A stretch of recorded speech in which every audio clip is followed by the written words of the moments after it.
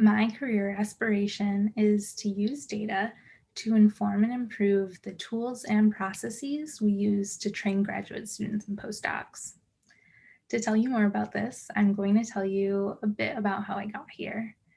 So, I initially decided to apply to graduate school because I wanted to become an educator and make chemistry a little more enjoyable and relevant for college students. I found professional development opportunities around teaching where I learned about evidence based instructional methods, which, as a scientist, whoa, research about how we learn science, I thought it was amazing. And I still do. Um, I practiced applying these methods in my classroom and I learned a lot. But all of this led me to start to question what evidence informs how graduate students are trained and educated.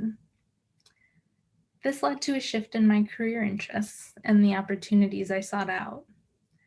One important factor I learned about in this exploration is agency, feeling in control of your career, your education, your life, really. And this resonated with me. As a trainee, I was facing a steep power dynamic. We all are. And I didn't always feel comfortable speaking up about my concerns, my career goals, or my work life balance. These experiences and conversations that I had, as well as many others, have brought me to this career goal. I want to explore, develop, and use evidence based methods to make training in higher education more inclusive, more trainee centered, and informed by research.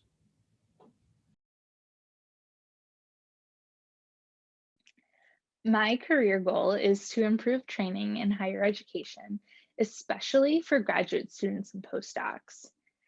When I first came to graduate school, I came with the goal of wanting to be an educator. I was really excited about organic chemistry and a little upset at how much other people hated it. So I really wanted to make organic chemistry more interesting, more relevant, and more fun for undergraduates that I would be teaching. And in order to become the best teacher I could be, I got involved with a lot of professional development programs around teaching and learning. I learned about discipline based education research and evidence based methods for making sure that your teaching is as good as it can be and that your students are really getting what you intend them to get from your classes.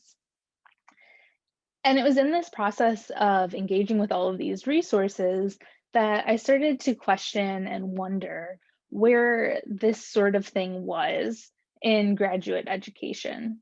So I looked around and I saw a lot of researchers working on how we teach organic chemistry and general chemistry to undergrads. But where was this for graduate education? And so that got me really interested um, in higher ed administration and exploring how we train graduate students and whether the current training and curricula are really getting what our students need and want for their to make fulfilling careers.